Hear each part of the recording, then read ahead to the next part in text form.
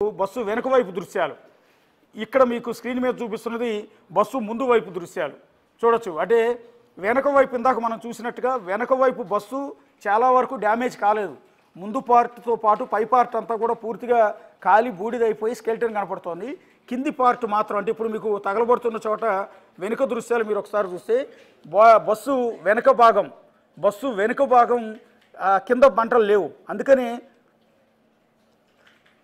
వెనుక భాగంలో ఉన్న టైర్లు బస్సు టైర్లు ఎక్కడ కూడా కాలిపోలేదు, అందువల్ల దెబ్బతినకుండానే ఉన్నాయి. అంటే కింది భాగానికి మంటలు పెద్దగా వ్యాపించలేదు. ప్యాసింజర్లు ఎక్కడైతే ఉన్నారో ప్యాసింజర్లు బెర్త్లు ఏవైతే ఉన్నాయో అవి వెంటనే ఫైర్ని తమలోకి తీసుకుంటాయి కాబట్టి ఇమ్మీడియట్గా ఫైర్ శరవేగంగా వ్యాపిస్తుంది. బస్సు మొత్తం కూడా వాళ్ళు పడుకునే బెర్తులు మొత్తం తగలబడిపోతూ ఉంటాయి. బస్సుకున్న పెయింట్ కూడా ఫైర్ ప్రూఫ్ ఉండదు. పెయింట్ కూడా చాలా డేంజరస్. ఎప్పుడైనా సరే బస్సు కావచ్చు, బైక్ కావచ్చు, లారీ కావచ్చు, ఇలాంటి అగ్ని ప్రమాదాలు జరిగినప్పుడు ముందుగా మంటలు అంటుకునేది బస్సుకున్న పెయింట్. 3-4 లేయర్లలో పెయింట్ ఉంటుంది. ఆ పెయింట్ విపరీతంగా అది కూడా పెయింట్స్ కూడా పెట్రోలియం ప్రొడక్ట్ నుంచే వస్తాయి కాబట్టి ఎక్స్ప్లోజివ్. సో దాన్ని ఫైర్ ప్రూఫ్ పెయింట్స్ అనేవి ఇంతవరకు కూడా అందుబాటులో రాలేదు. సో అందుకని ఏ రకంగా మంటలు వ్యాపిస్తున్నారో మీరు ఒకసారి చూడొచ్చు. అలా తగలబడుతున్నప్పుడు లోపల ఆల్రెడీ ప్యాసింజర్లు ఉన్నారు. లోపల ఆల్రెడీ ప్యాసింజర్లు ఉన్నారు. బేసిక్గా ఇలాంటి లాంగ్ స్లీపర్ బస్సుల్లో ఈ మధ్యకాలంలో సీసీ కెమెరాలు పెడుతున్నారు. ఒకవేళ సీసీ కెమెరా ఫుటేజ్ కూడా రికార్డ్ అయి ఉంటుంది. దానికి సంబంధించిన హార్డ్ డిస్క్ అంతా తగలబడిపోకుండా ఉండుంటే దాన్ని మొత్తాన్ని బయటికి తీసి చూడొచ్చు కూడా. అయితే ఇప్పుడు ఈ సిచ్యువేషన్లో అలా మంటలు చెలరేగుతున్నప్పుడు, కారిపోతున్నప్పుడు మీరు ఒకసారి గమనించండి, లోపల ఉన్న ప్యాసింజర్లు ఎంత అల్లాడిపోయి ఉంటారు, ఎంత నరకం అనుభవించి ఉంటారు. తమను ప్రాణాలు కాపాడండి దేవుడు అని ఆ నిమిషంలో ఎంత వేడుకుని ఉంటారు. మీరు ఒకసారి ఆ దృశ్యాల్లో ఊహించుకోండి. అలా తగలబడుతున్న బస్సులో వెనుక లోపల ప్యాసింజర్లు ఉన్నారు. ఆల్రెడీ 20 మంది ప్యాసింజర్లు ఉన్నారు ఆ టైంలో రోడ్డు నుంచి వెళ్తున్న ప్యాసింజర్ కొంతమంది వాహనదారులు ఆల్రెడీ బస్సులోంచి సేఫ్గా బయటకు వచ్చిన వాళ్ళు ఆ వీడియోస్ని కొన్ని షూట్ చేశారు. ఆ భయానకమైన దృశ్యాలను చూశారు. మీరు గతంలో 2013లో జరిగిన పాలెం బస్సు ప్రమాద ఘటన దృశ్యాలు చూసినా కూడా సేమ్ ఇలాగే ఉంటుంది. ఇక్కడ బైక్ని ఢీకొంది, అక్కడ కలవర్టుని ఢీకొంది. సో అక్కడ కలవర్టుని ఢీకొనడంతో డీజిల్ ట్యాంక్కి ఫైర్ అందుకుని బస్సు మొత్తం తగలబడిపోయింది. ఇక్కడ ఎదురుగా వచ్చిన బైక్ని ఢీకొని ఆ బైక్ని ఈడ్చుకుంటూ వెళ్ళిపోవటం వల్ల బైక్ ఏదైతే పల్సర్ బైక్ సంబంధించిన పెట్రోల్ ట్యాంక్ ఉందో దానిలో మంటలు చెలరేగి ఆల్రెడీ ఆ బైక్ బస్సు కింద ఉంది. 2 టైర్ల మధ్యలో బస్సు ఆ బైక్ని ఈడ్చుకుంటూ వెళ్ళింది. సో ఆ బైక్లో చెలరేగిన మంటలు బస్సులోకి వ్యాపించడం, వెంటనే ఈ విధంగా మొత్తం ఫైర్ అయిపోవటం, ఈరోజు 20 మంది ప్రాణాలు తీయడం అనేది జరిగింది. సో ఇక్కడ నెగ్లిజెన్సీ చాలా క్లియర్గా కనపడుతోంది. ఒక్కసారి కావేరీ ట్రావెల్స్ దగ్గర మా కొలీగ్ సుజాత ఉన్నారు.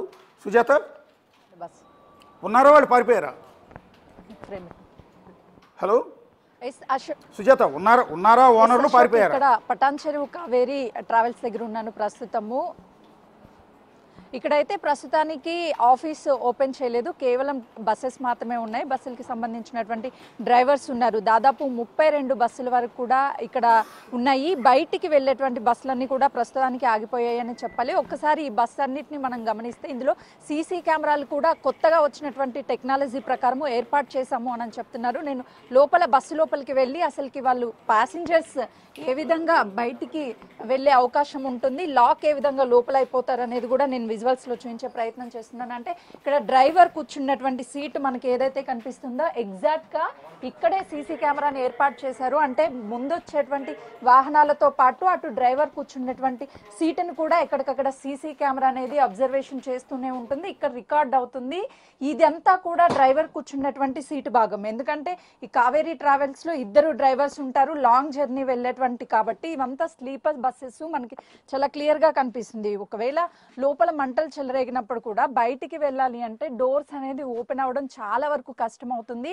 ముందుగా వెనుకున్నటువంటి ప్యాసింజర్స్ ఎవరైతే ఉన్నారో వాళ్ళంతా బయటికి రావడానికి కూడా ఆల్మోస్ట్ అక్కడ నుంచి ఇక్కడికి రావాలంటే చాలా కష్టంగానే ఉంటుంది. కాబట్టి బస్లో ఉన్నటువంటి వాళ్ళంతా కూడా ప్రమాదానికి గురైనటువంటి పరిస్థితి ఉంది. ఒకసారి మనం బస్ మొత్తం కూడా చాలా క్లియర్గా చూడొచ్చు. ఎక్కడ ప్యాసింజర్ బయటికి వెళ్ళే అవకాశం అయితే కనిపించడం లేదు. ఇవంతా విండోస్ కూడా పూర్తిగా క్లోజ్ అయి ఉన్నాయి కాబట్టి ఒకవేళ వాళ్ళు బయటికి వెళ్ళాలి అన్నా సరే ముందుకి వచ్చి వెళ్ళాలి, లేదంటే వెనక గ్లాసెస్ అన్నిటిని కూడా బ్రేక్ చేసి వెళ్ళాలి. అక్కడ మనకి చూస్తే ఎమర్జెన్సీ ఎగ్జిట్ ఒకటి కనిపిస్తుంది. మేబీ అది ఓపెన్ చేసి వెళ్ళడానికి కూడా అవకాశం ఉండే అవకాశం కనిపిస్తుంది. ఇక్కడ ఎమర్జెన్సీ ఉంది కాబట్టి చివరున్నటువంటి ప్రయాణికులు ఎవరైతే ఉన్నారో వాళ్ళు ఈ డోర్ నుంచే వెళ్ళిపోయే అవకాశం ఉంటుంది. మిగతా వాళ్ళంతా కూడా వెనక వాళ్ళు ముందు వరకు రావాలి అంటే చాలా కష్టమనే చెప్పాలి. ఆలోపే బస్ మొత్తం కూడా మంటలు అంటుకొని వాళ్ళు బయటకు వచ్చేటువంటి సమయంలో ఆల్మోస్ట్ వాళ్ళంతా ఆ మంటల్లో చిక్కుకుపోయారు. విలవిలలాడుతూ బయటికి వెళ్ళాలి అని చెప్పి పరుగులు తీసినప్పటికి కూడా పూర్తిగా తగలబడిపోవడంతోనే. సుజాత, మీరు బస్సులోనే ఉన్నారు. సేమ్ ఇప్పుడు ప్రమాదానికి గురైన బస్సు ప్రెసెంట్ నేను కావేరీ. సుజాత, నా వాయిస్ వినపడుతుందా సుజాత? వినిపిస్తుంది. మీరు ఇప్పుడు కావేరీ ట్రావెల్స్ మరో బస్సులో ఉన్నారు. ఇప్పుడు ప్రమాదానికి గురైన బస్సు డిజైను మీరు ఏదైతే బస్సు లోపల నిలబడి ఉన్నారో ఈ బస్సు డిజైన్ ఒకటేనా? రెండోది సేమ్ పైన కింద, ఇప్పుడు ప్రమాదానికి గురైన బస్సుకి పైన కింద 2 బెర్తులు ఉంటాయా, లేకపోతే కింది రో అంతా కూడా సిట్టింగ్ ఉంటుంది, పై రో అంతా బెర్తులు ఉంటాయి సహజంగా కొన్ని బస్సులకి? ఆ మాదిరి డిజైన్ ఉందా? సేమ్ ఇప్పుడు మీరున్న బస్సు మాదిరిగానే సేమ్ డిజైన్ ఉంది ఆ బస్సుకు కూడా? ఎగ్జాక్ట్లీ అశోక్, మనం చూస్తే పైనంతా బెర్తులు కనిపిస్తున్నాయి, కింద కూడా బెర్తే కనిపిస్తుంది. ఎక్కడ మనకి సీట్ అనేది కనిపించడం లేదు. ఈ బస్సెస్ ఆల్మోస్ట్ లాంగ్ జర్నీ ఉంటాయి కాబట్టి స్లీపర్ బస్సెస్ ఉన్నాయి. కావేరీలో అటు స్లీపర్ బస్సెస్ ఉంటాయి, యాస్టీస్గా రెగ్యులర్గా ఉండేటువంటి సీట్కి సంబంధించినటువంటి బస్సెస్ కూడా ఉంటాయి. నేను ఉన్నది కంప్లీట్గా బెర్త్. ఇది ఎక్కడా కూడా సిట్టింగ్ కూర్చున్నటువంటి ఆప్షన్ లేదు. కింద పైన అంటే 2 రోలు కూడా మనకి స్లీపింగ్ దే కనిపిస్తుంది. కానీ వాళ్ళు ట్రావెల్ చేసినటువంటి బస్లో కొన్ని స్లీపర్ తో పాటు సిట్టింగ్ కూడా ఉన్నాయని చెప్తున్నారు. అంటే నేను ఇంకొక బస్సును కూడా చూపించే ప్రయత్నం చేస్తున్నాను. ఎందుకంటే కావేరికి సంబంధించి అనేక రకాల బస్సులు ఉంటాయి. లాంగ్ జర్నీ వెళ్ళేటువంటి వాళ్ళు కంప్లీట్ గా ఈ స్లీపింగ్ కి సంబంధించినటువంటి స్లీపర్స్ ని మాత్రమే బుక్ చేసుకుంటూ ఉంటారు. కాబట్టి ఉంది ఆ డ్రైవర్ తో కూడా, అంటే ఇలాంటి ప్రమాదాలు జరిగి.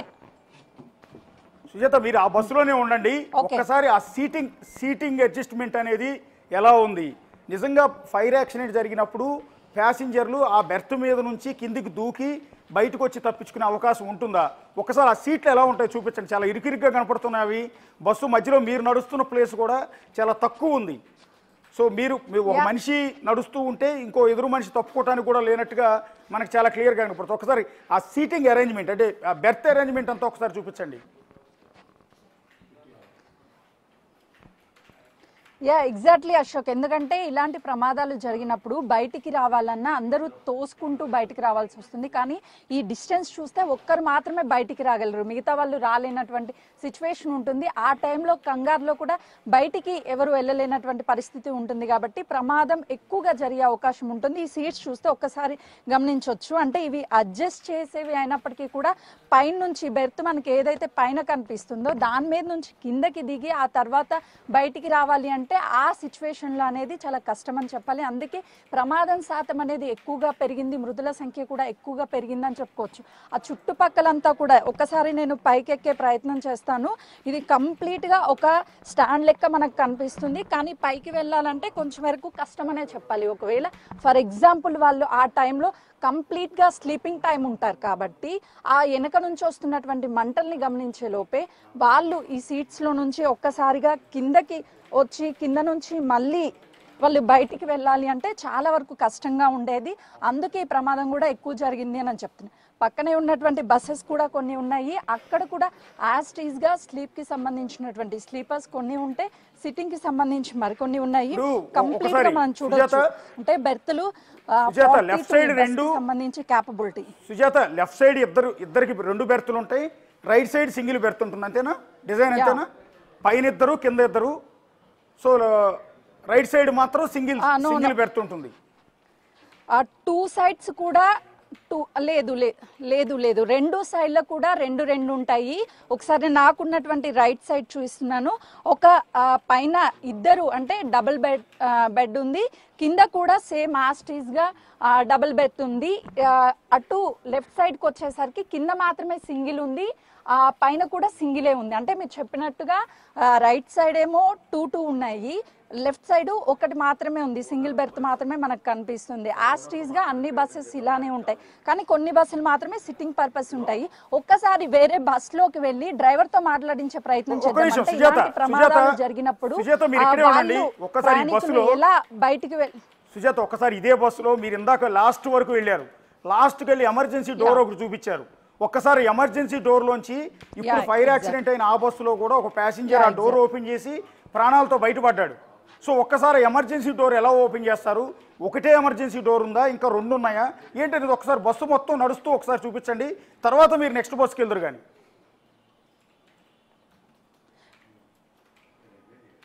ఎగ్జాక్ట్లీ అశోక్, మనం ఎప్పుడైనా సరే ఫ్లైట్లో జర్నీ చేస్తున్నప్పుడు ప్రమాదం జరిగినప్పుడు ఎలా ఎగ్జిట్ గేట్స్ నుంచి మనం బయట పడవచ్చు అని చెప్పేసి ముందుగానే అక్కడ ఉన్నటువంటి ఎయిర్ హోస్టెస్ మనకి ఎక్స్ప్లెయిన్ చేస్తారు. కానీ బస్సెస్లో అలాంటివి ఉండవు.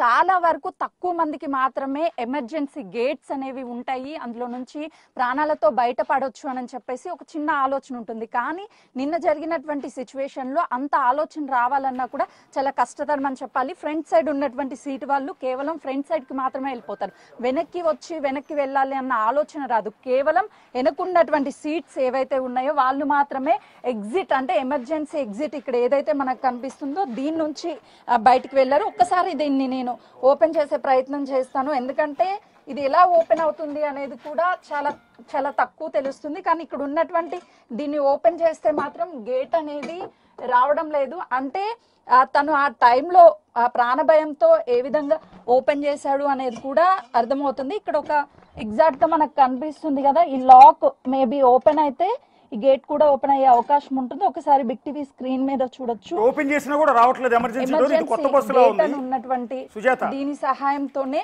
సుజాత ఇప్పుడు మీరు ఉన్నది కొత్త బస్సులా కనిపిస్తుంది, అదే కావేరీ ట్రావెల్స్ బస్సు. మీరు ఎమర్జెన్సీ డోర్ ఓపెన్ చేయడానికి చాలా కష్టపడాల్సి వస్తుంది. ఒకసారి కెమెరామెన్ అక్కడ జూమ్ చేయమనండి, ఎమర్జెన్సీ ఎందుకు ఓపెన్ కావట్లేదు. ఎస్, అది మా రిపోర్టర్. ఒకసారి మనం ఓవరాల్ గా ఇది చూడొచ్చు ఎమర్జెన్సీ గేట్ అనేది. ఇంకొకసారి ఎందుకంటే అక్కడ లాక్ సిస్టమ్ ఉంది, ఆ లాక్ ని కానీ బ్రేక్ చేస్తే ఖచ్చితంగా అది ఓపెన్ అయ్యే అవకాశం కనిపిస్తుంది. ఎందుకంటే చాలా క్లియర్ గా ఎమర్జెన్సీ ఎగ్జిట్, అంటే ఇలాంటి ప్రమాదాలు జరిగినప్పుడు ఇక్కడ నుంచి బయటపడొచ్చు అని చెప్పేసి రాశారు. మనకు కనిపిస్తుంది బ్రేక్ ది గ్లాస్, అంటే అక్కడ ఉన్నటువంటి గ్లాస్ ని బ్రేక్ చేయొచ్చు. రొటేట్ హ్యాండిల్ అని చెప్పేసి మనకి ఇక్కడ చాలా క్లియర్ గా కనిపిస్తుంది. మరొకసారి నేను ప్రయత్నం చేస్తాను. ఇదిగోండి ఇక్కడ రొటేట్ హ్యాండిల్ అని చెప్పేసి ఇది ఉన్నటువంటి రొటేట్ చేసేటువంటి లాక్ ఏదైతే ఉందో ఇది చెప్తున్నారు. పుష్ ద డోర్ అంటే ఫస్ట్ గ్లాస్ ని బ్రేక్ చేసిన తర్వాత ఇక్కడ ఉన్నటువంటి లాక్ ని కూడా తీస్తే వస్తుందని చెప్తున్నారు. కానీ మనం ఎంత ప్రయత్నించినా కూడా ఈ లాక్ సిస్టమ్ అనేది మనకి ఓపెన్ అవ్వడం లేదు. ఇది కొత్త బస్సు ఉండడం వల్ల మేబీ. ఇక్కడ వెరీ ఇంట్రెస్టింగ్ సుజాత, మీరు చెప్పినట్లుగా ఇప్పుడు ఇంత కొత్త బస్సులోనే ఎమర్జెన్సీ డోర్ బలవంతంగా ఓపెన్ చేసిన ఓపెన్ కావట్లేదు. మరి ఆల్రెడీ అక్కడ ఫైర్ యాక్సిడెంట్కి గురైంది పాత బస్సు, మరి ఆ బస్సులో ఎమర్జెన్సీ డోర్లు ఓపెన్ అయ్యే పరిస్థితి ఉంటాయా? అదృష్టవశాత్తు ఒక ప్యాసింజర్ ఏదో బలవంతంగా ఓపెన్ చేసి అందులోంచి బయటపడ్డాడని చెప్తున్నాడు. ఇంకొకటి, ఒకే ఒక ఎమర్జెన్సీ డోర్ ఉందా, 2 ఉన్నాయా? మిడిల్లో కూడా ఒక ఎమర్జెన్సీ డోర్ ఉండాలి. ఈ బస్సుకి ఎక్కడన్నా కనిపిస్తుంది? ఒకసారి చూపించండి. ఎగ్జాక్ట్లీ అశోక్, మీరు చెప్పినట్లు నిన్న అంటే ఈ ఘటన జరిగినప్పుడు బయటపడ్డ వ్యక్తి చాలా అదృష్టవంతుడని చెప్పాలి. మనం ఇంత ట్రై చేసినా కూడా ఇది రావడం లేదు అని అంటే తను ఆ ప్రాణ భయంతో ఎంతగా ట్రై చేసి ఉంటాడు అనేది అర్థమవుతుంది. కేవలము మనకి బస్ మొత్తం గమనిస్తే ఒక్క ఎమర్జెన్సీ ఎగ్జిట్ మాత్రమే కనిపిస్తుంది. కానీ 2 ఖచ్చితంగా ఉండాలి. ఇలాంటి ప్రమాదాలు జరిగినప్పుడు బయటికి వెళ్ళడానికి అవకాశం ఉంటుంది. కానీ ఆ ఎగ్జిట్ ఎమర్జెన్సీ తప్ప ఎక్కడా స్కోప్ కూడా కనిపించడం లేదు. ఒకవేళ ఈ సీట్స్ కి సంబంధించి ఉన్నటువంటి ఈ గ్లాసెస్ ని బ్రేక్ చేసి దూకాలన్నా కూడా అంత ఐడియా రాదు. అదేవిధంగా గ్లాసెస్ కూడా బ్రేక్ అవ్వవు. సో ఆ ఎమర్జెన్సీ ఎగ్జిట్ గుండా ఒక వ్యక్తి మాత్రమే ప్రాణాలతో బయటపడ్డాడు. మిగతా వాళ్ళంతా అక్కడ ఒక ఎమర్జెన్సీ ఎగ్జిట్ ఉంది వెళ్ళాలన్న ఆలోచన కూడా కనీసం ఆ టైంలో, అంటే ఆ సిచ్యువేషన్ లో ఎలా బయటపడాలి అన్న ఆలోచన మాత్రమే వస్తుంది తప్ప ఇలాంటివి అనేవి సడన్ గా మైండ్ లోకి రావనే చెప్పుకోవచ్చు. మొత్తం ఈ 42 సీట్స్ అంటే 42 మెంబర్స్ నిన్న సుజాత, ఇప్పుడు ప్రమాదానికి గురైన బస్సులో ఒక బైక్ను ఢీకొనటం వల్ల ఇంజిన్ భాగంలో ముందు వైపు ఆ బైక్ని ఈడ్చుకురావటం, బైక్లో మంటలు చెలరేగి, బైక్ పెట్రోల్ ట్యాంకులో మంటలు చెలరేగి అది బస్సుకు వ్యాపించాయి. ఇక్కడ మీరు బస్సులో ఉన్నారు, సేమ్ ప్రమాదానికి గురైన కావేరీ ట్రావెల్స్కి చెందిన మరో బస్సులో ప్రస్తుతం సుజాత ఎక్స్ప్లెయిన్ చేసే ప్రయత్నం చేస్తుంది. అంటే ఇంతమంది ఎలా చనిపోయారు, బస్సు ఇంత శరవేగంగా మంటలు ఎలా వ్యాపించాయి, ఆ సమయంలో నిజంగా బెర్తుల మీద నుంచి ప్యాసింజర్లు కిందికి దూకి తప్పించుకునే సిచ్యువేషన్ ఉందా లేదా అనేది క్లియర్ కట్గా సుజాత ఎక్స్ప్లెయిన్ చేసే ప్రయత్నం చేస్తుంది. రెండోది, మంటలు శరవేగంగా వ్యాపించడానికి అంటే సెకండ్ల వ్యవధిలో బస్సు మొత్తం తగలబడిపోవడానికి కారణాలు ఏమనుకుంటారు? మీరు ఇప్పుడు చూస్తున్నారు, బస్సు లోపల చూపిస్తున్నారు. రెగ్యులర్గా బస్సు ఎక్కే జనానందరికీ కూడా తెలుసు, బస్సు సీట్లు మెత్తగా ఉంటాయి, లోపల దూది లాంటిది లేదా కాటన్ లాంటి దూది లాంటిది పెడతారు, బహుశా స్పాంజ్ లాంటిది పెడతారు. సీటు ఏదైతే బెర్త్ కవర్ అంతా కూడా రెగ్జిన్తో చేస్తారు, లెదర్ కూడా కాదు, రెగ్జిన్ అనేది ఇమ్మీడియట్గా మంటల్ని వెంటనే వ్యాపించడానికి కారణం అవుతుంది. అదే లెదర్ అయితే వెంటనే మంటల్ని తీసుకోదు, వెంటనే మంటలు శరవేగంగా వ్యాపించడానికి వీలుండదు. కానీ లెదర్ బ్యాగులు ఎక్కడా కూడా వాడరు, ఓన్లీ రెగ్జిన్ వాడతారు. రెండోది, ఆ సీట్లకు ఉన్న కట్టెలు ఏవైతే ఉన్నాయో ఆ కట్టెలు మొత్తం క్లాత్ కట్టెలు, అంటే ప్రతి మేడం అక్కడ దాంట్లో మల్టీ ఉంటుంది మేడం. ఆ బల్లి వేరు ఈ బల్లి వేరు, ఆ బండి వేరు ఆ బండి కాడికి వెళ్ళండి, ఆ బండి వేరు ఈ బండి వేరు.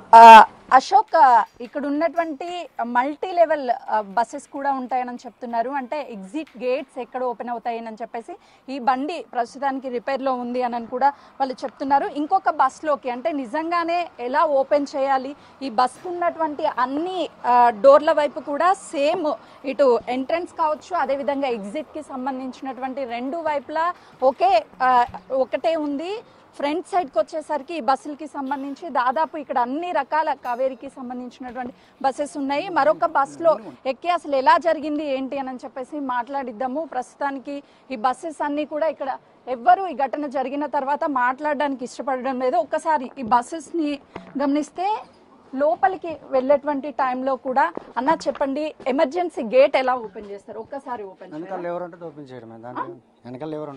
ఓకే, ఒక్కసారి అది ఓపెన్ చేసి ఉంచారా? ఇలాంటి ప్రమాదాలు జరిగినప్పుడు ఏ విధంగా వాటిని వాటర్ లీకేజ్ అవుతుందని అది రబ్బర్ పేస్ట్ చేశారు. అందుకని అంటే అన్ని బస్సెస్ కి సేమ్ సిస్టమ్ అలా ఏం ఉండదండి, అన్ని బస్సులకు ఒకేలా ఉండదు. అంటే ఒకవేళ ఇలాంటి ప్రమాదాలు జరిగినప్పుడు ప్యాసింజర్స్ ఎలా ఎస్కేప్ అవ్వచ్చు, బయటికి ఎలా వెళ్ళిపోగలరు? ఉంది ఇక డోర్ ఉంది కదా, ఓపెన్ అవుతుంది, కాదు కూడా అనుకుని గ్లాసులు పగలగొట్టుకుని వస్తారు. ఎమర్జెన్సీ వాటర్ అంటే వాటర్ వస్తుందని చెప్పి. నిన్న ప్రమాదం జరిగిన విషయం తెలుసా? గతంలో ఎప్పుడైనా జరిగాయి? లేదండి. ఎంతమంది ప్రయాణించవచ్చు ఈ బస్సెస్? అంటే మాకు ఆపోజిట్ షెడ్యూల్ అండి, అది దాని చాట్ మనకు తెలియదు. మీ దాంట్లో ఎంతమంది ప్రయాణికులు ప్రయాణిస్తారు? మా బస్సులో 42 మంది. 42. ప్రతి బస్ కి 42 మంది ఉంటారా? ఉంటారు. ఎంతమంది డ్రైవర్స్ ఉంటారు? ఇద్దరు డ్రైవర్స్.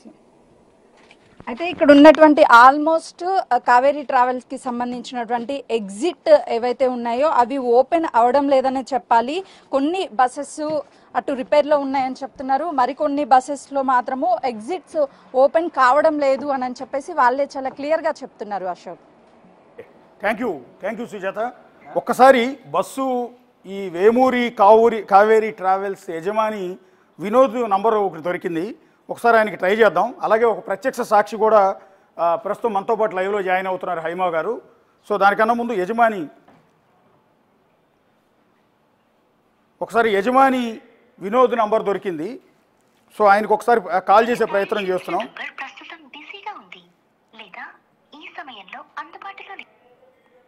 సార్ మరొకసారి ట్రై చేద్దాం, బిజీ వస్తుంది. కావేరీ ట్రావెల్స్ యజమాని, వీళ్ళు ఒంగోలుకు సంబంధించిన వాళ్ళని చెప్తున్నారు. మొదట్లో కావేరీ ట్రావెల్స్ అని ఒక్కటే ఉండేది, ఆ తర్వాత యజమానుల మధ్య విభేదాలతో కావేరీ ట్రావెల్స్ని 3 ముక్కలు చేశారు. ఒక్కొక్కళ్ళు వాళ్ళ ఇంటి పేరుతో ఇప్పుడు వేమూరి కావేరీ అని ఒకళ్ళు, ఇంకో కావేరీ అని ఇంకొకళ్ళు, ఇట్లా వేరువేరు పేర్లతో అన్నిటికీ కావేరీ తగిలించి ఈ బస్సులు రన్ చేస్తున్నారు. ప్రస్తుతం ఈ ట్రావెల్స్ యజమానికి 140కి పైగా బస్సులు ఉన్నాయి. అంటే ఆంధ్రప్రదేశ్ తెలంగాణలో నడుస్తున్న ప్రైవేట్ ట్రావెల్స్ మాఫియాలో వీళ్ళు అగ్రస్థానం. బహుశా 140 బస్సులు అంటే మామూలు విషయం కాదు. ఒకసారి ఆయనకి మళ్ళీ ట్రై చేసే ప్రయత్నం చేద్దాం.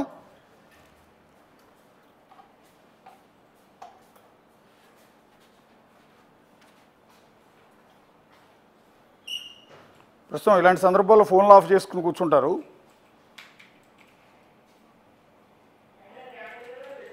ప్రస్తుతం కావేరీ ట్రావెల్స్ యజమాని వినోద్ అని చెప్తున్నారు, ఆయనది ఒంగోలు అని చెప్తున్నారు. వేమూరి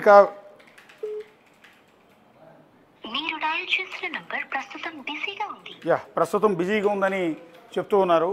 సో ఇక్కడ సిచ్యువేషన్ ఎంత హారిబుల్ అంటే ఈ బస్సుకి ఫిట్నెస్ లేదు, ఫిట్నెస్ గడువు ఎప్పుడో ముగిసిపోయింది. సో ఇలాంటి డొక్కు బస్సును తీసుకొచ్చి రవాణా శాఖ అధికారులకి లంచం ఇచ్చి, రవాణా శాఖ అధికారులకు కళ్ళుగప్పి కాదు, తనిఖీలు చేయాలనుకుంటే రవాణా శాఖ అధికారులకు వేరే పని ఏముంటుందండి? రోడ్డు మీద నిలబడి ట్రావెల్స్నే కదా తనిఖీలు చేయాల్సింది. ఇలాంటి బస్సుల్ని, ఇలా ఇల్లీగల్గా తిరిగే బస్సుల్ని చెక్ చేయొద్దా? ఏం చేస్తున్నారు? ఎంతమంది స్టాఫ్ను పోషిస్తున్నాం మనం?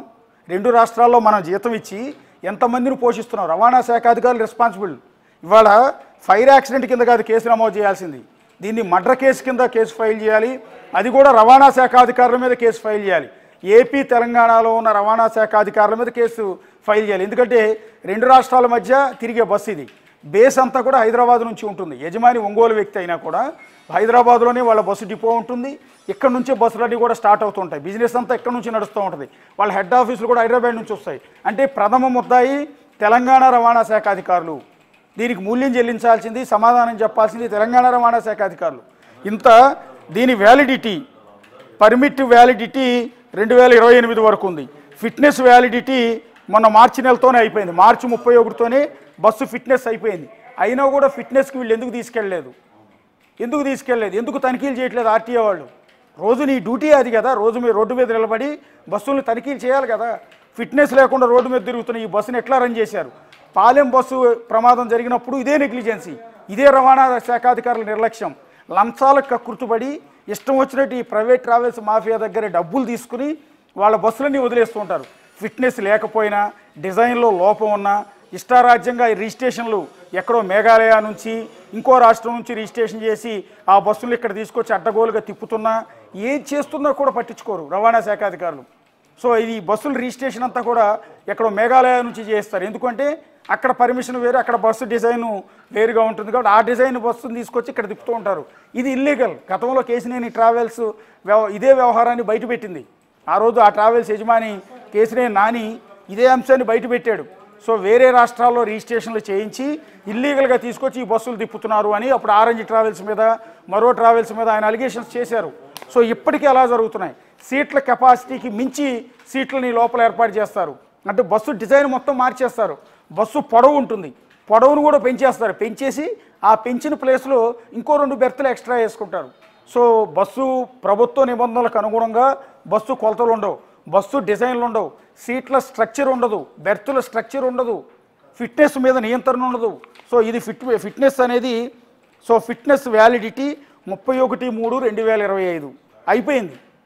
2025 మార్చి 31 కల్లా అయిపోయింది. April, May, June, July, August, September, October, November 8 నెలల నుంచి అది రోడ్డు మీద ఇల్లీగల్గా తిరుగుతోంది.